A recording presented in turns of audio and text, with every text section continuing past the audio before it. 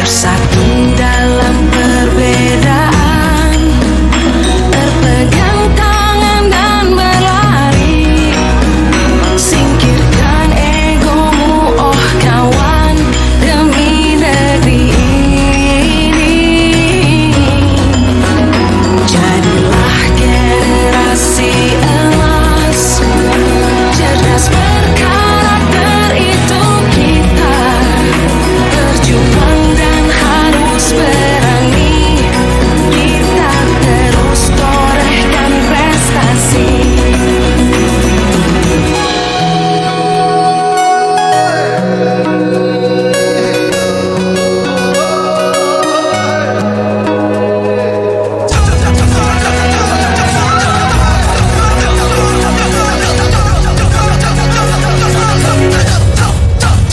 Kita pelajar Pancasila, kita bernafas dalam sila-silanya.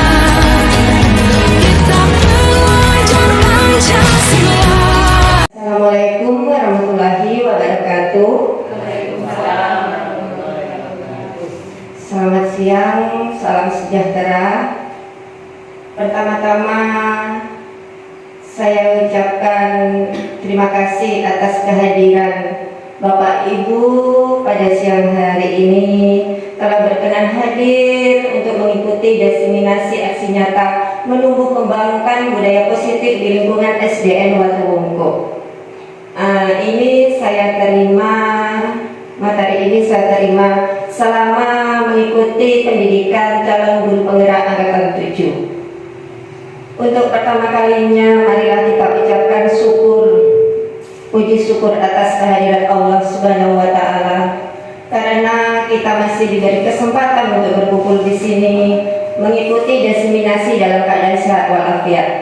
Salawat serta salam tetap tercurahkan kepada junjungan Nabi besar Muhammad SAW. Pada kesempatan hari ini, saya ingin memaparkan materi tentang aksi nyata modul 1.4 tentang budaya positif.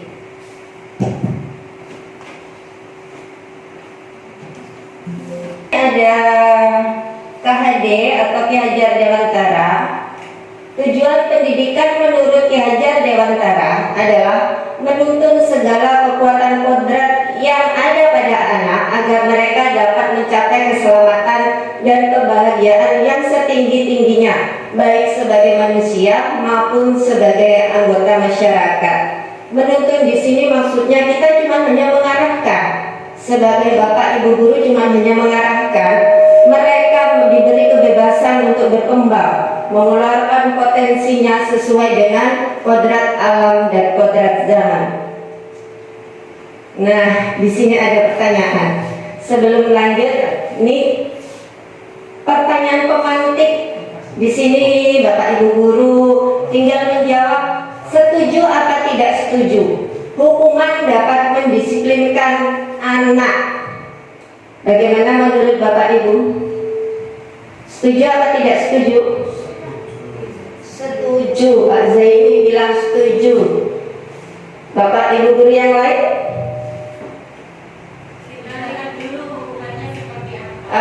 Kita lihat dulu hukumannya seperti apa, katanya Bu Reni. Yang kedua, pemberian hukuman dengan hal positif seperti membaca, membersihkan halaman sekolah dan itu semua dapat meningkatkan disiplin anak. Setuju apa tidak setuju Bapak Ibu? Setuju. Adakah yang menjawab tidak setuju? Setuju semua. Yang ketiga, memberi penghargaan dapat meningkatkan motivasi belajar anak. Setuju. Nah, ini Bapak Ibu semua bisa memiliki pandangan yang berbeda antara Bapak yang satu, Bapak satunya lagi, Ibu yang satu. Nah, ini kita pelajari lagi lebih mendalam. Apa sebenarnya yang kita pelajari hari ini? Nah, tentang budaya positif. Budaya positif ini terdiri dari 6 poin. Yang pertama, disiplin positif dan nilai-nilai kebajikan universal. Yang kedua, teori motivasi, hukuman, dan penghargaan. Yang ketiga, keyakinan kelas. Yang keempat, kebutuhan dasar manusia dan dunia berkualitas. Yang kelima, restitusi. Di sini ada 5 posisi kontrol. Dan yang keenam, restitusi segitiga, restitusi. Budaya positif. Adakah yang tahu apa itu budaya positif? Mungkin Bapak Zaini? Satu kebiasaan yang sudah dilakukan berkali-kali. Suatu kebiasaan yang sudah dilakukan berkali-kali. Ada jawaban lain?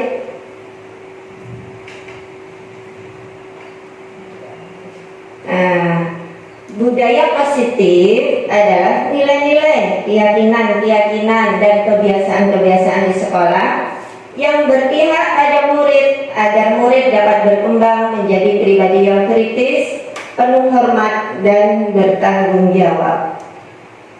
Di sini ada perubahan paradigma, kegiatan kepala tangan. Coba buka. Ya. Nah, di sini berpasangan. Anda dan teman Anda akan melakukan kegiatan, cobalah buka. Anda adalah A, tugas Anda adalah mengepalkan tangan. Sedang kepalkan tangan sekuat mungkin. Bayangkan bahwa di kepala tangan Anda itu adalah sesuatu yang sangat berharga, sesuatu yang sangat berarti. Nah, sedangkan yang B itu berusaha untuk membuka kepala tangan si A. Berbagai cara bisa dilakukan, baik menghardik, merayu, menyuap, ataupun menjanjikan sesuatu yang benar-benar dampaknya begitu besar. Bisa dilakukan, coba.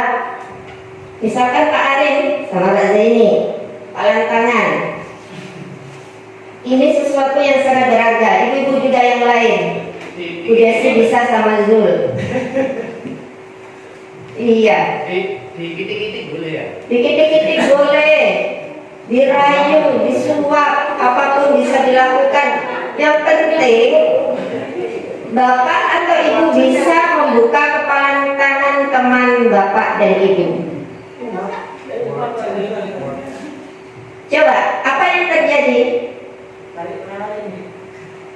Iya, Bapak Arin, bagaimana? Pak Arin? Tidak bisa. Iya. Mengapa Pak Zaini sampai kok sekuat tenaga tidak membuka kepala tangan Pak Zaini? Ingin mempertahankan sesuatu yang berharga. Ingin mempertahankan sesuatu yang berharga. Coba yang belakang, ibu-ibu. Sama pendapatnya dengan Pak Zaini. Sama dengan Pak. Barang yang berharga yang dimilikinya. Iya. Ada kan ibu yang lain misalkan membuka kepala tangannya? Ada kan? Bisa. Siapa jawab bisa? Tidak bisa. Apa yang terjadi? Iya, yang memiliki kontrol adalah diri kita sendiri. Apabila ada jawaban, ada beda. Ada yang berusaha otomatis membuka kepala tangan, ada juga yang berusaha untuk sekuat tenaga terus mengepal tangan tersebut. Kenapa? Semuanya yang memiliki kontrol adalah diri kita sendiri dan semuanya tergantung dari kebutuhan dasar. Misalkan ada saja, oh iya ini tidak begitu, itu lebih penting. Orang tersebut lebih penting, lebih membutuhkan, otomatis dibuka. Sedangkan saya hari saat ini masih bisa untuk tidak menggunakan barang ini, orang lain lebih membutuhkan. Nah, yang memiliki kontrol sebenarnya diri kita sendiri. Perubahan paradigma teori kontrol atau teori pilihan. Di sini banyak Bapak Ibu guru mengalami miskonsepsi. Nah, contohnya di sini ada ilusi guru mengontrol murid. Ilusi bahwa kritik dan membuat orang merasa bersalah dapat menguatkan karakter. Ilusi bahwa semua penguatan positif efektif dan bermanfaat. Ilusi bahwa orang dewasa memiliki hak untuk memaksa. Misalkan saya kasih contoh satu. Di sini ada ilusi bahwa kritik dan membuat orang merasa bersalah dapat menguatkan karakter. Misalkan Bapak Ibu guru, loh, kenapa kamu kok tidak mengerjakan tugas? Kasihan loh, ibumu sudah susah-susah menyekolahkan kamu di sini pagi-pagi, masa tapi kamu di sekolah kok kok tidak belajar kok main-main tok Ini kan contoh dari bukan malah menguatkan karakter, anak tersebut akan merasa bersalah. Dia akan menyalahkan diri sendiri dan terpuruk dengan kesalahannya, bukan malah menguatkan karakter. Gitu. Lanjut ya. Nah, apakah makna disiplin? Berasal dari bahasa Latin disiplina yang artinya belajar. Makna asal dari kata ini berkonotasi dari disiplin diri dari murid-murid Sokrates dan Plato. Disiplin diri membuat orang menggali potensinya menuju sebuah tujuan apa yang dia hargai. Namun dalam budaya kita makna kata disiplin telah berubah menjadi sesuatu yang dilakukan seseorang pada orang lain untuk mendapatkan kepatuhan. Kecenderungan umum adalah menghubungkan kata disiplin dengan ketidaknyamanan, bukan dengan apa yang kita hargai atau pencapaian terhadap suatu tujuan mulia. Contohnya, di sini kadang banyak anak-anak melakukan disiplin bukan dari unsur intrinsik, bukan dari dalam diri, tetapi kecenderungan karena terpaksa, ketidaknyamanan, karena adanya hukuman. Nah, di sini ada nilai-nilai kebajikan universal. Nilai-nilai kebajikan universal adalah sifat-sifat positif yang merupakan tujuan mulia yang ingin dicapai setiap individu. Nilai-nilai tersebut universal dan lintas bahasa, suku bangsa, agama maupun latar belakang. Nah, di sekolah kita sudah ada nilai-nilai kebajikan universal, yaitu apa Bapak Ibu? Profil pelajar Pancasila yang terdiri dari apa saja profil pelajar Pancasila? Beriman, bertakwa terhadap Tuhan Yang Maha Esa dan berakhlak mulia. Yang kedua, mandiri. Yang ketiga, apa? Bernalar kritis atau yang ketiga berkebinekaan global, yang keempat bernalar kritis, yang kelima apa? Guru kelas 4 kreatif, dan yang kelima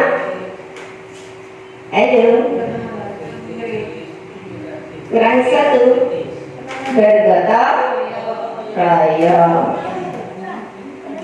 Di sini nilai-nilai kebajikan universal. Jadi setiap perilaku manusia itu memiliki tujuan.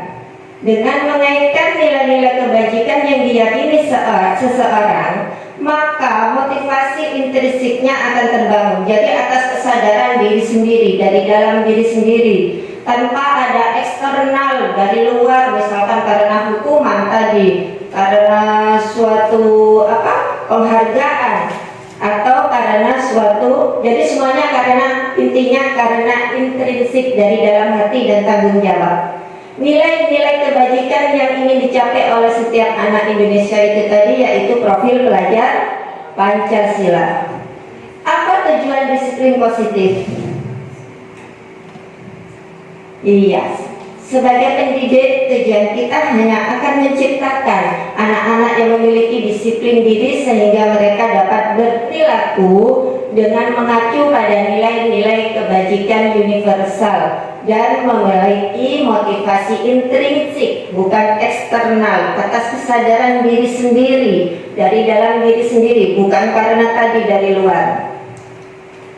Nah, teori motivasi perilaku manusia ada 3. Yang pertama, perilaku manusia itu, motivasi perilaku manusia, 1, untuk menghindari ketidaknyamanan atau hukuman. Kadang anak-anak itu datang tepat waktu, hanya bukan karena dari dalam diri sendiri, tetapi dari eksternal, yaitu apabila yang akan terjadi apa saya tidak melakukannya, apa ya yang akan terjadi seandainya saya datang terlambat. Jadi bukan dari kesadaran diri dan rasa tanggung jawab. Yang kedua, untuk mendapatkan imbalan dari orang lain atau institusi. Misalkan melakukan sesuatu hanya untuk mendapatkan imbalan, bukan dari dalam diri. Yang ketiga, untuk menghargai diri sendiri. Ini dari internal atau intrinsik dari dalam diri sendiri. Ini yang dinamakan tujuan disiplin positif. Poin yang ketiga, saya akan menjadi orang seperti apa bila saya melakukannya. Di sini merdeka menurut Ki Hajar Dewantara. Merdeka itu artinya tidak hanya terlepas dari perintah, akan tetapi juga cakap buat memerintah diri sendiri. Dihukum oleh penghargaan. Nah, jadi penghargaan itu kadang ada dampak positif dan negatifnya. Jadi dalam pemberian penghargaan itu tidak selamanya positif, terutama dihukum, ya dihukum oleh penghargaan.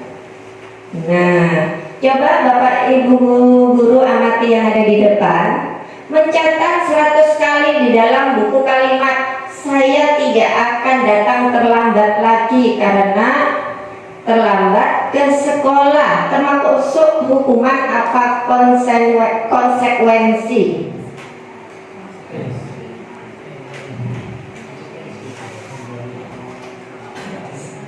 Mencatat 100 kali di dalam buku kalimat saya tidak akan terlambat lagi. Nah, ini dia melakukan ini karena terlambat datang ke sekolah, termasuk hukuman apa konsekuensi? Yang menjawab hukuman. Hukuman. Iya, ini adalah hukuman. Terus lari mengelilingi lapangan basket 2 kali karena terlambat hadir di sekolah. Hukuman. Bagus. Murid diminta untuk push up 15 kali karena tidak menggunakan masker ke sekolah. Iya, hukuman. Menggantikan kertas tugas teman yang telah dicoret-coret. Konsekuensi. Pemahamannya luar biasa Bapak Ibu semua. Membersihkan tumpahan air di meja tulis karena tersenggol pada saat belajar. Konsekuensi luar biasa. Murid disuruh untuk mengenakan sepatu seharian di sekolah karena tidak mengenakan sepatu hitam. Hukuman. Iya, luar biasa ya Bapak Ibu atas pemahamannya. Sekarang restitusi. Apa restitusi itu?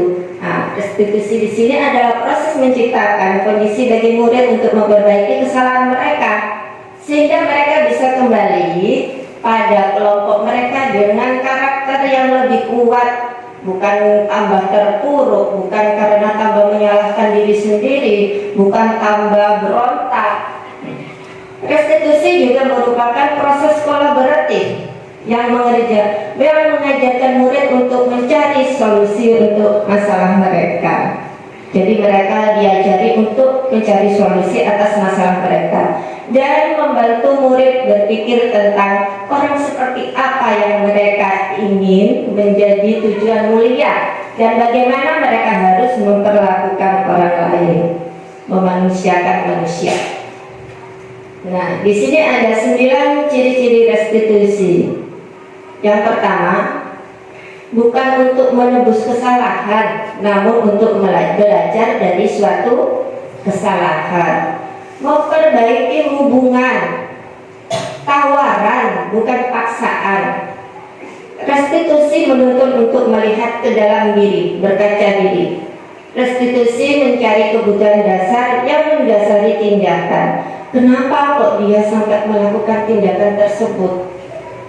Berusaha untuk mencari kebutuhan dasar. Mungkin karena dia kurang kasih sayang, kurang perhatian. Nah, di sini restitusi diri adalah cara yang paling baik. Restitusi fokus pada karakter bukan tindakan. Restitusi fokus pada solusi. Restitusi mengembalikan murid yang berbuat salah pada kelompoknya. Nah, ini yang sudah saya kembangkan di sekolah kita, terutama khususnya di kelas saya yaitu kelas 6, keyakinan kelas. Bapak Ibu bisa melihat ke belakang, keyakinan kelas untuk kelas 6 sudah dalam bentuk poster di belakang. Nah, mengapa keyakinan kelas? Mengapa tidak peraturan kelas? Jawablah pertanyaan berikut. Mengapa kita dilarang menggunakan narkoba? Apakah Bapak Ibu jawabannya sama untuk kesehatan? Apakah ada yang lain? Iya, yang pasti untuk kesehatan. Nah, nilai kesehatan di sini inilah yang disebut sebagai suatu keyakinan, yaitu nilai-nilai kebajikan universal yang disepakati secara tersirat dan tersurat, lepas dari latar belakang suku, agama, negara maupun bahasa. Prosedur pembentukan keyakinan kelas. 1. Bapak Ibu guru bisa mempersilahkan atau mempersilahkan murid-murid di kelas untuk bercurah pendapat, atau setidaknya Bapak Ibu memberikan kertas kepada tiap kelompok. Misalkan tiap kelompok membuat 3 peraturan yang perlu disepakati. Terus yang kedua, mencatat semua masukan-masukan para murid di papan tulis atau kertas besar, di mana semua anggota kelas bisa melihat curah pendapat.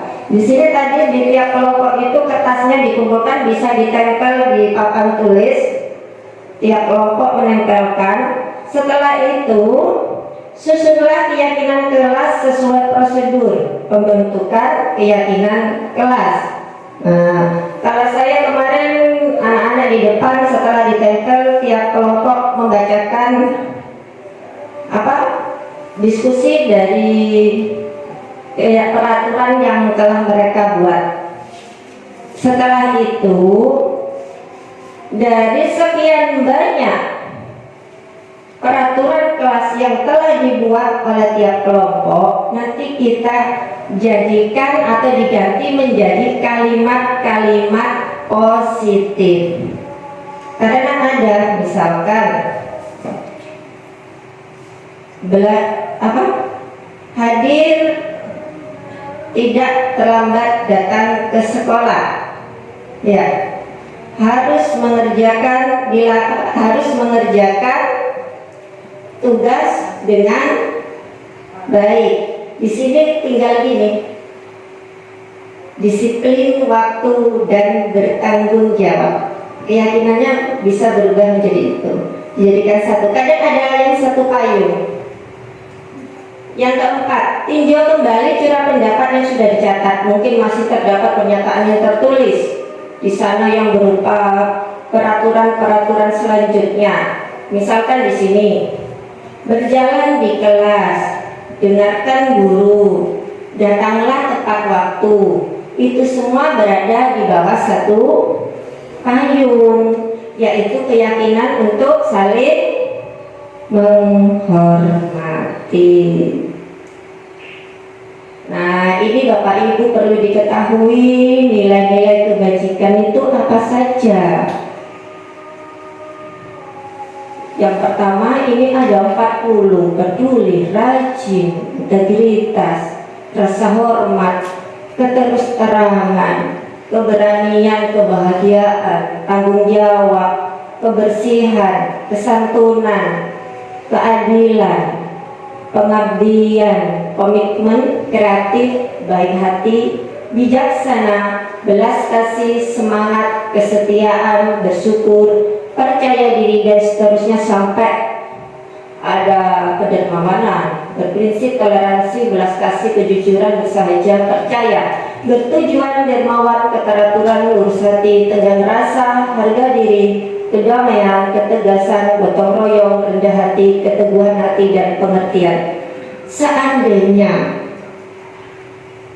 murid kita memiliki nilai-nilai kebajikan ini, betapa nyaman dan amannya sekolah kita. Nah, bagaimana agar mereka bisa memiliki nilai-nilai kebajikan secara intrinsik dari dalam hati? Tinggal kita, Bapak Ibu guru, untuk berupaya memotivasi mereka, membiasakan mereka untuk melakukan nilai-nilai kebajikan tersebut sesuai dengan filosofi Ki Hajar Dewantara. Tugas guru menurun inna sot suntulado, ya, itu banyak sekali filosofi dari Ki Hajar Dewantara.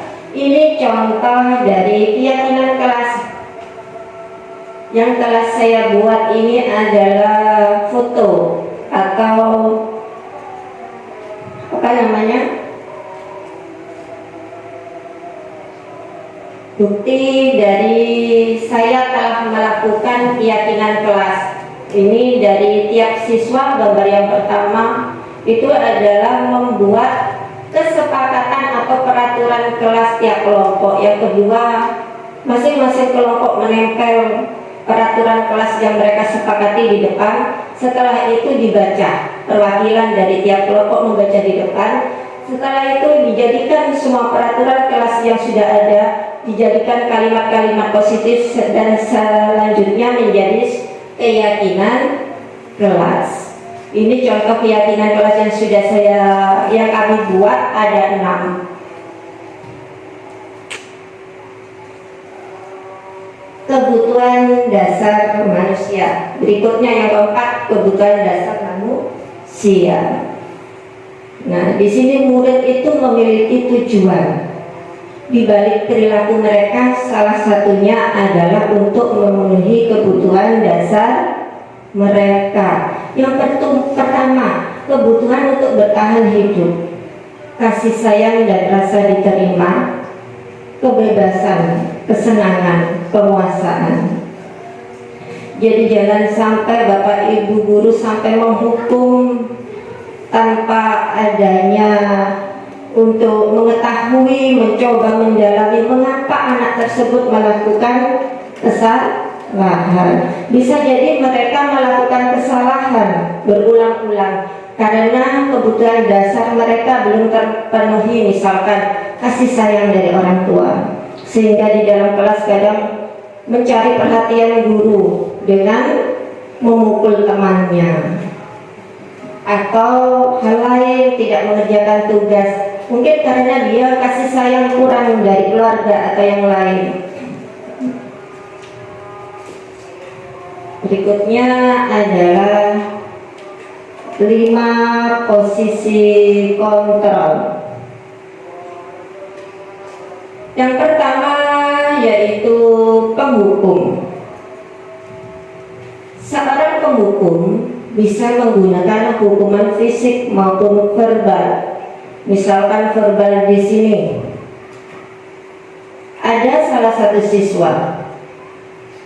Loh, kok sampai datang terlambat kamu? Jangan dibiasakan seperti ini lagi. Mau jadi apa kamu nanti, nak? Dengan nada tinggi dan biasanya suaranya apa? Wajahnya sangat marah sekali. Nah, kira-kira di sini apakah Bapak pernah melakukan posisi kontrol penghukum? Bapak Ibu? Tidak. Yang lain? Pernah. Sama saya juga pernah, Bapak. Terus terang saya pernah dalam posisi kontrol penghukum secara fisik, padahal mereka seandainya dibentak atau dimarahin sama kita, bukannya malah menguatkan karakternya tambah kuat, mereka malah akan memberontak biasanya, tidak akan berubah. Nah, secara fisik kadang push up 10 kali, ya, Terus terang saya pernah, tapi bukan fisik, pernah melakukan posisi kontrol penghukum. Mungkin seperti Pak Aring, kalau fisik tidak pernah Bapak G. Nah, di sini. Terus pembuat merasa bersalah, adakah Bapak Ibu? Melakukan posisi kontrol, dalam posisi kontrol pembuat merasa bersalah. Di sini posisi ini biasanya guru akan bersuara lebih lembut, tetapi membekas di murid. Rasa bersalah terhadap murid akan membekas. Misalkan gini, kayak tadi, loh, kamu kok sering ganggu temannya, mau jadi apa kamu nanti? Lihat itu, dengan ada pelan, loh kamu nak, kok bisa ganggu temannya aja? Tahu tidak kamu, nanti temanmu itu tidak akan masuk ke sekolah. Meskipun dengan nada lembut Bapak Ibu guru menyampaikan tersebut, biasanya murid itu akan pulang membawa penyesalan, menyalahkan diri, terpuruk dengan kesalahannya sendiri. Kira-kira itu bagus apa tidak Bapak Ibu? Mempengaruhi tidak, berdampak tidak pada mental anak? Berdampak, iya. Ini pembelajaran bagi kita semua. Terus teman, posisi kontrol teman. Di sini biasanya guru pada posisi ini tidak akan menyakiti murid, namun akan tetap berupaya mengontrol murid melalui persuasi. Kalau di sini biasanya kontrol teman, guru itu biasanya dekat ya dengan anak sambil berkata, "Aduh nak, kamu sudah mengerjakan PR apa belum?" Itu biasanya gini, "Ayo tak bantu. Gimana sih cara menyelesaikannya?" Gitu. Tetapi ini ada dampak positif dan negatifnya. Kalau dampak positif, mungkin murid akan terasa nyaman. Dampak negatifnya, malah murid akan ketergantungan kepada kita. Yang keempat yaitu posisi kontrol mengawasi, pengawas ya, pemantau. Posisi kontrol pemantau. Jadi di sini Bapak Ibu guru berperan mengawasi. Pada saat kita mengawasi, memiliki tanggung jawab atas perilaku orang-orang tersebut. Nah, di sini posisi pemantau biasanya itu apa ya yang dilakukan tuh ada kaitannya dengan konsekuensi. Posisi kontrol yang kelima yaitu manajer ya. Di sini adalah bentuk tanggung jawab guru untuk mempersilahkan muridnya mengetahui letak kesalahannya di mana, bersama-sama memecahkan masalah yang dilakukan oleh murid. Ya, Bapak Ibu bisa introspeksi, loh, inilah posisi penghukum. Aku pernah ada di posisi ini, ternyata sangat yang dirasakan oleh murid kita seperti ini. Kalau waktu kejadian langsung mungkin Bapak Ibu tidak bisa merasakan, tidak mengetahui bagaimana ekspresi mereka, keadaan mereka. Baru kalau lihat video, insya Allah Bapak Ibu guru bisa memahami, bisa sadar. Gitu.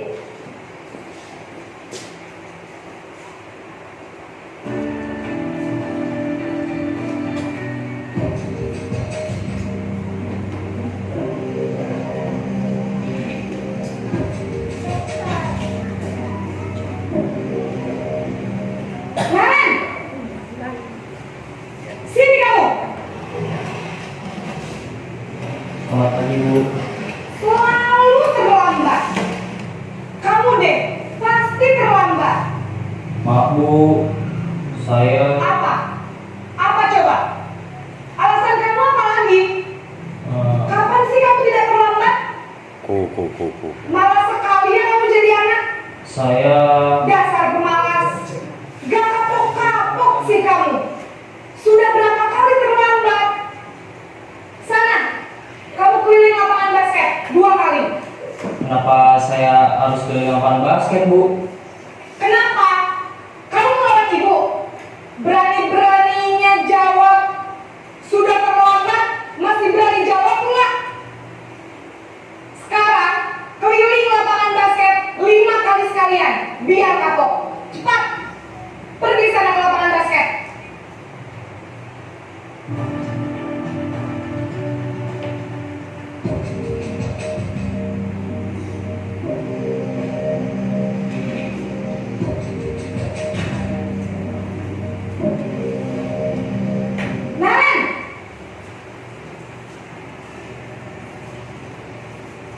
Selamat pagi, Bu. Naren, kamu kenapa terlambat lagi, nak? Ya Tuhan, Naren, kamu senang ya bikin ibu susah ya? Kalau kamu terlambat lagi, nanti ibu yang ditegur bapak kepala sekolah, nak. Disangka ibu tidak bisa membina kamu. Duh, gimana ini? Maaf, Bu. Duh, Gusti Naren, kamu suka ya kalau ibu ditegur bapak kepala sekolah? Terus, sekarang ibu harus tulis apa ini di buku absen? Ini kamu sudah sering terlambat loh. Ibu harus apa coba? Maaf, Bu. Maaf sekali. Ya sudah, lain kali jangan bikin ibu susah lagi ya, nak ya. Ibu tidak akan kuat lagi kalau kamu begini terus. Bisa jantungan kalau ibu tegur bapak kepala sekolah. Sana cepat ke kelas. Maaf ya, Bu. Maaf sekali. Posisi membuat rasa bersalah, berbicara dengan nada tenang.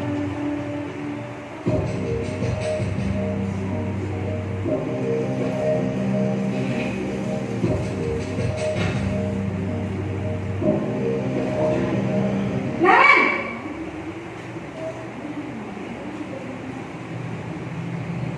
Selamat pagi, Bu.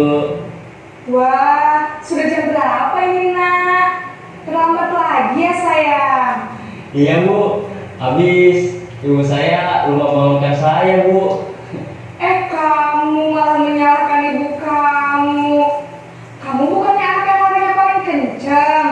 Kok terlambat sih? Iya, Bu. Saya memang terlambat bangun tadi. Jadi, biarpun saya lari kencang, tetap gak kekejar, Bu.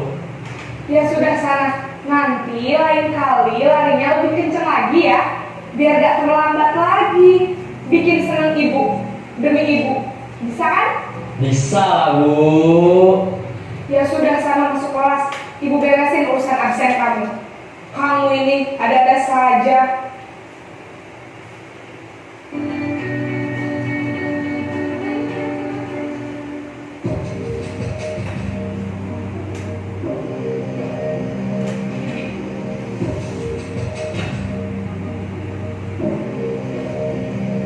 Naren!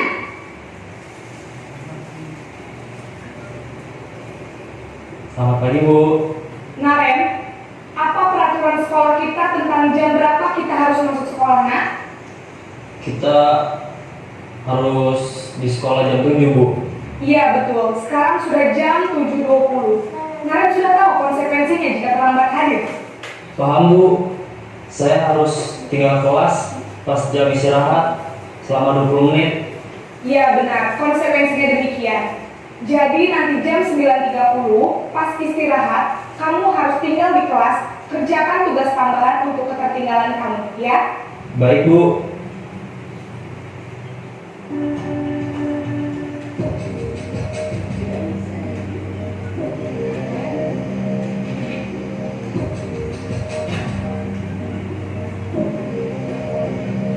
Naren!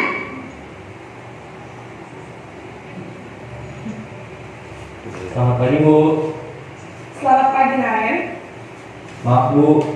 Saya terlambat. Iya, sekolah masuknya jam 7, sekarang sudah jam 7.20.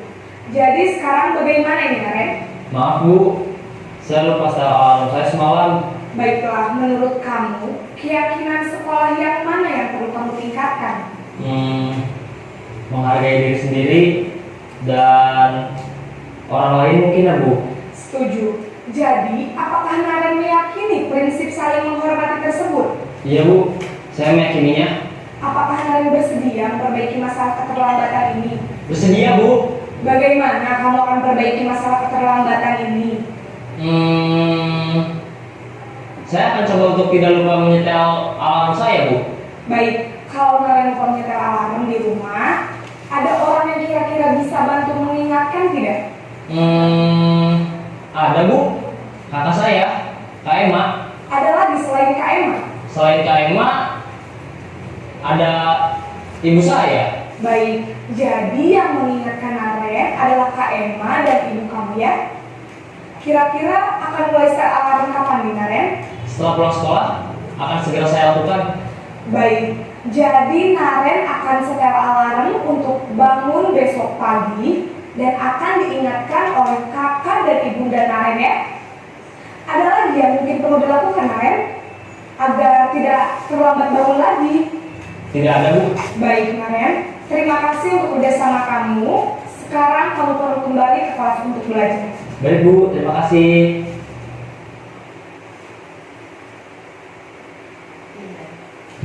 Demikian video dari 5 posisi kontrol.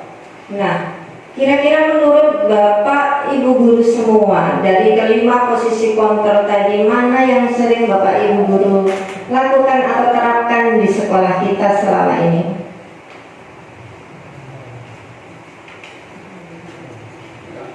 Yang paling banyak kira-kira posisi kontrol yang mana? Yang pertama, sebagai apa tadi yang pertama? Penghukum. Urutan yang kedua apa biasanya?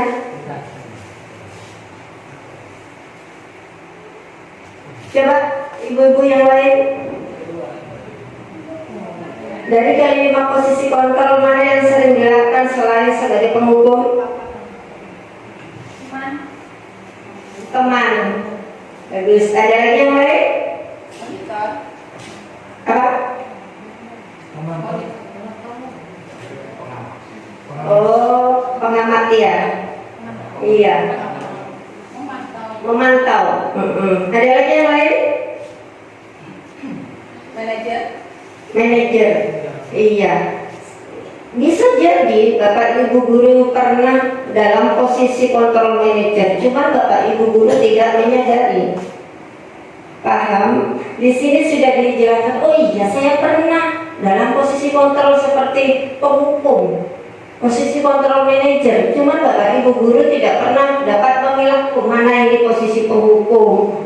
Ya, memantau teman, manajer, membuat merasa bersalah. Tapi di antara kelima posisi kontrol tersebut, yang paling sering Bapak Ibu guru lakukan ada di posisi mana?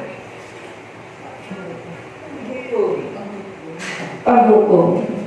Berarti dengan adanya video ini, dengan adanya aksi nyata budaya positif ini, mari Bapak Ibu guru semua kita rubah mindset kita, cara pandang kita, cara kita dalam mengatur posisi kontrol kita. Usahakan ada di posisi yang kelima, yaitu sebagai manajer. Di sini posisi manajer menguasai posisi teman dan memantau itu tadi.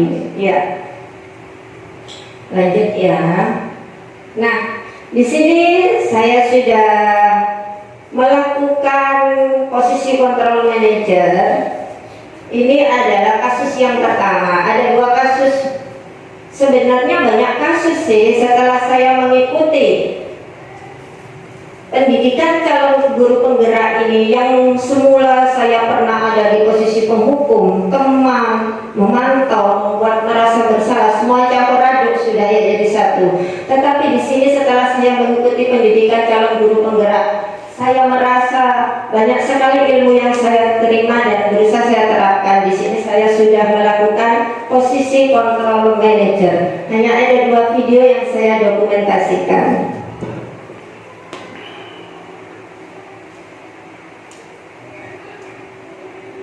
Coba amati Bapak Ibu, kira-kira ada yang salah tidak dengan murid kita yang ada di video? Iya, ini kan dalam posisi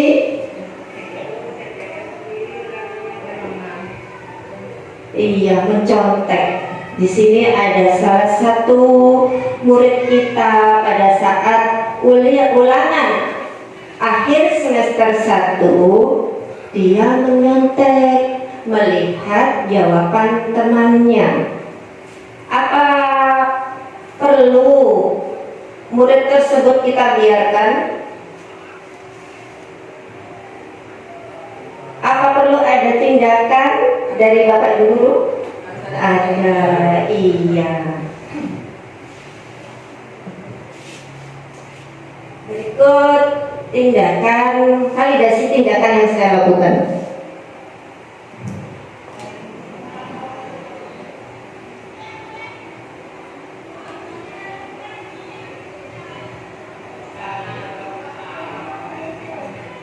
Kurang keras ya.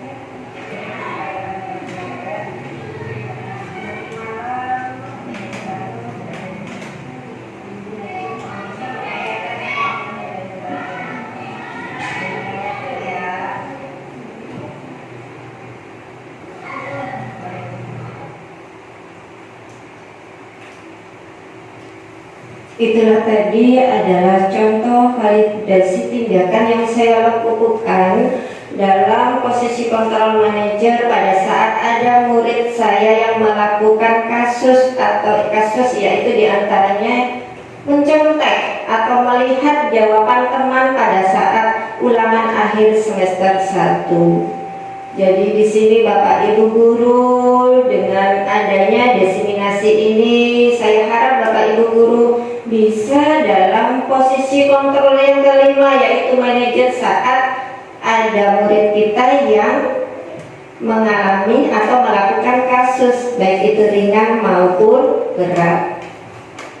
Ada yang mau ditanyakan untuk posisi kontrol di sini?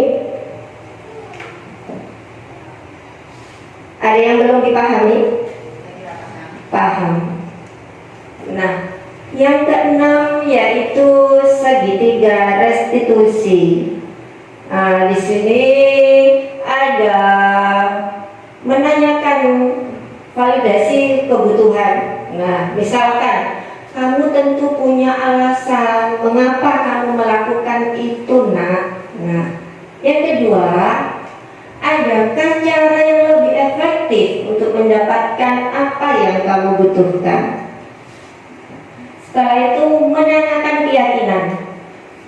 Nilai-nilai apa yang telah telah kita sepakati, otomatis si murid, oh iya, nilai-nilai saling menghormati misalkan. Kok bisa ya saya melakukan seperti ini, datang terlambat, menyakiti hati teman, dan lain sebagainya. Terus, kamu ingin menjadi orang yang seperti apa? Ini otomatis menyadarkan atau memotivasi murid secara pelan, agar murid itu bisa, oh iya, ini besok kalau aku seperti ini, besok aku akan menjadi seperti apa jadinya. Dan yang ketiga yaitu menstabilkan identitas. Nah, di sini setiap orang pasti pernah melakukan kesalahan, itu biasanya. Bapak Ibu guru juga pernah melakukan kesalahan yang sama seperti yang kamu lakukan, gitu ya. Terus atau begini, kamu bukan satu-satunya yang pernah melakukan ini, semua temanmu juga pernah loh nak. Bapak Ibu, sudah tiba saatnya kita di sesi tanya jawab. Jadi di sini saya memberi kesempatan bagi Bapak Ibu guru untuk menanyakan, mungkin dari pemaparan yang telah saya sampaikan ada yang kurang paham, apa yang mengganjal di hati Bapak Ibu guru. Monggo dipersilakan yang mau tanya. Oh, Ari. Terima kasih waktu yang diberikan kepada saya untuk menanyakan sesuatu yang tadi materi sudah disampaikan oleh Bu Sur. Tadi yang berhubungan dengan posisi kontrol ya. Kan tadi ada 5 posisi kontrol. Yang pertama penghukum, kemudian pembuat merasa bersalah, kemudian ada teman, kemudian yang keempat apa tadi? Pemantau, kemudian yang kelima manajer ya. Dari kelima posisi kontrol tadi, mana kira-kira yang paling efektif untuk diterapkan di sekolah kita atau di kelas? Terima kasih. Iya, terima kasih Bapak Arino. Coba saya kembalikan kepada Bapak Ibu guru yang lain, ada yang bisa jawab? Ayo Pak Udin.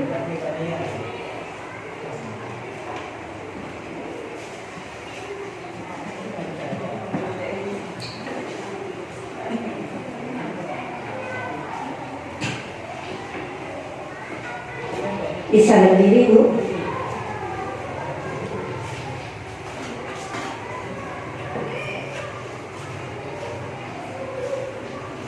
Mohon maaf, saya cuma menanggapi apa yang menjadi pertanyaan dari Pak Aning. Kalau menurut saya yang paling efektif itu diterapkan yaitu yang nomor 5, manajer. Menurut saya itu, mungkin dari Bapak Ibu yang lain mau menanggapi, monggo. Kalau menurut saya, yang manajer itu bisa membuat anak itu merasa disiplin dari dirinya sendiri. Saya kira. Iya, terima kasih luar biasa Bu Sulastri ya jawabannya. Mungkin ada jawaban lain dari Bapak Ibu guru.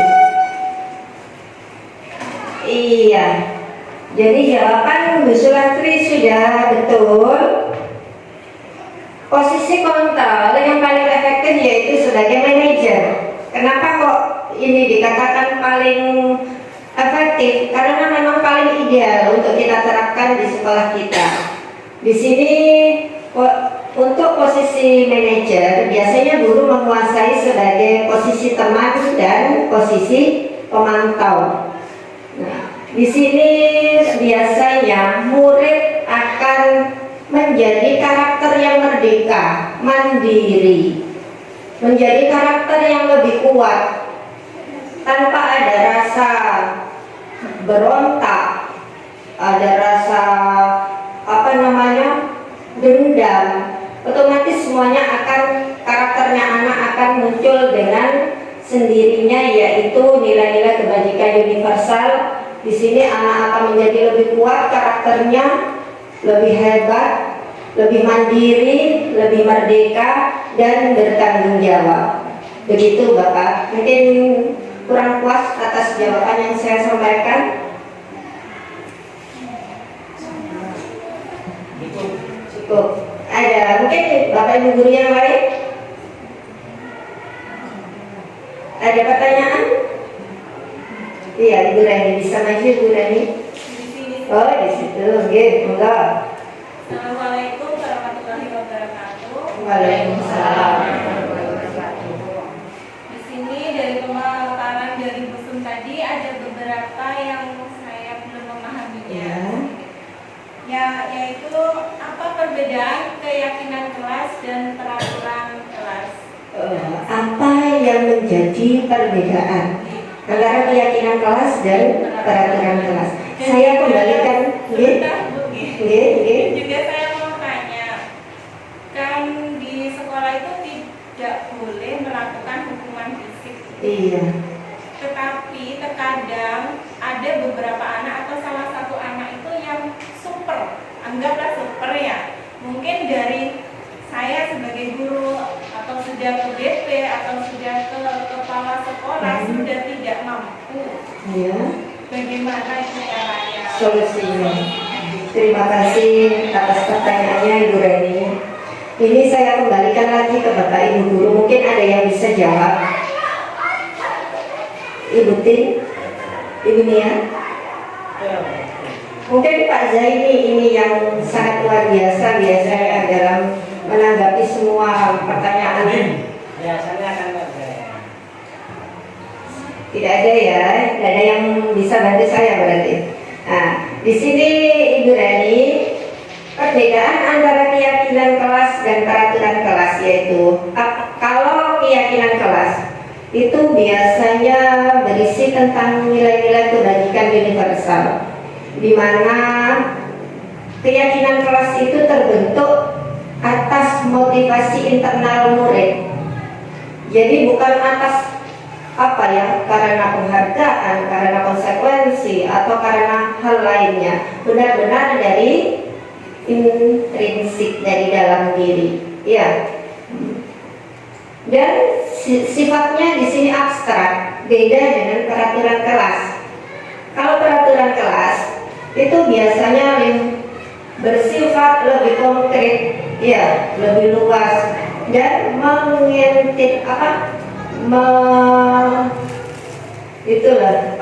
sifatnya memaksa murid jadi melakukan sesuatu mengikuti peraturan kelas, bukan karena dorongan dari dalam diri, tetapi karena terpaksa. Itu tadi dikembalikan lagi ke awal, karena konsekuensi, karena hukuman, karena ketidaknyamanan, bukan dari rasa tanggung jawab dan kesadaran diri. Nah, pertanyaan yang kedua dari Ibu Rani tadi, apabila ada murid yang sudah melakukan sangat super, iya, sudah ditangani BP, sudah dilakukan tindakan berkali-kali tetap mengulang. Menurut saya itu kita harus berusaha untuk terus memotivasi diri anak tersebut dengan berdasarkan nilai-nilai kebajikan universal. Jadi menurut saya posisi penghukum singkirkan dulu, posisi kontrol manajer kita usahakan ada di depan. Kita cari karakteristik murid, mungkin dia kebutuhan dasarnya belum terpenuhi di situ. Mungkin rasa kasih sayang tadi, kebutuhan bertahan hidup atau kebebasan. Jadi setiap anak melakukan sesuatu pasti memiliki tujuan tertentu. Tergantung kita bagaimana cara menyikapi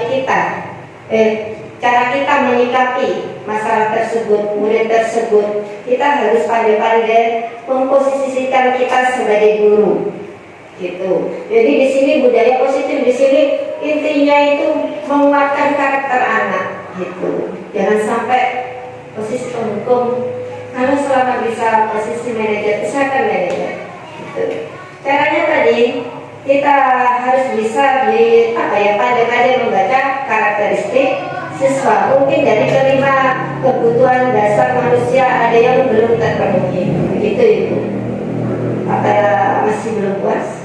Berarti kita harus memposisikan diri sebagai teman dekat lebih dahulu gitu. Teman, setelah teman, pemantau.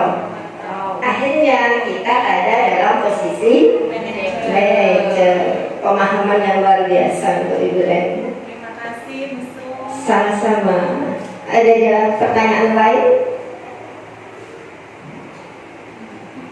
Ayo, yang mau bertanya?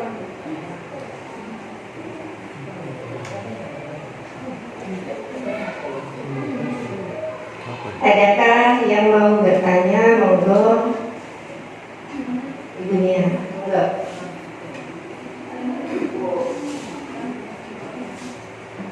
Apa dasar dari pembuatan keyakinan kelas tersebut?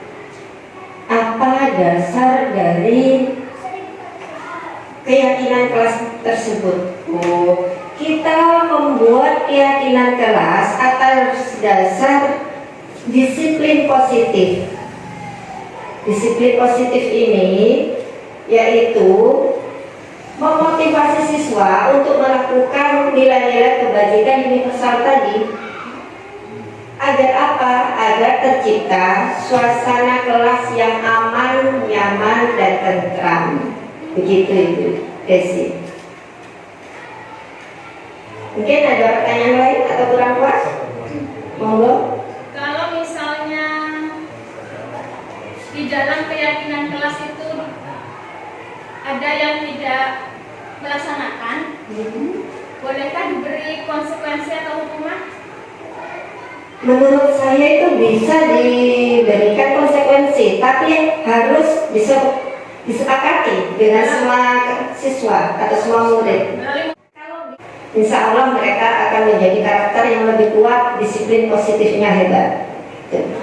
Ada pertanyaan lain?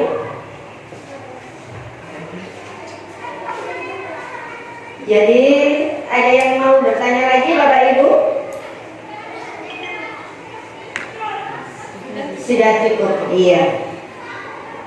Jadi kesimpulannya hari ini marilah Bapak Ibu guru semuanya kita budayakan budaya positif. Sebenarnya kita sebelum ada ini kita sudah ada pembiasaan seperti 5S. Apa? Senyum, salam, sopan, apa lagi? Sopan, Santun. betul. Ya, sudah ada pembiasaan seperti itu. Itu sebenarnya salah satu contoh dari budaya positif. Yang kedua, biasanya ada pembiasaan di sini ya Bapak Zaini selaku guru agama, yaitu sholat duha dan duhur berjamaah. Nah, ada lagi di hari Jumat apa kira-kira? Iya, membaca Yasin dan membaca istighosa. Dan setiap ada perayaan hari besar umat Islam kita rayakan, itu semua adalah pembiasaan yang sangat positif. Sabtu bersih. Iya, Sabtu bersih. Ada juga tali jelipang.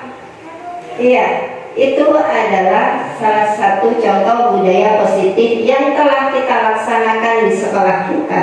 Jadi kita sudah tinggal memoles atau menambahkan apa yang kurang dari sekolah kita, terutama dalam posisi kontrol tadi ya. Di sini banyak Bapak Ibu guru yang sering masih ada di posisi penghukum.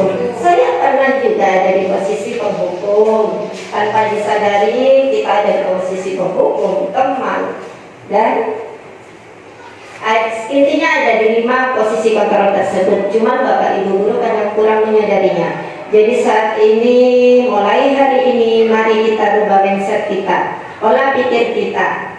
Jadi usahakan dalam melakukan validasi tindakan, gunakan posisi kontrol manager. Mari kita bentuk murid-murid kita menjadi karakter yang lebih kuat, memiliki disiplin positif yang tinggi. Cukup itu yang ingin saya paparkan. Kurang lebihnya saya mohon maaf yang sebesar-besarnya. Assalamualaikum warahmatullahi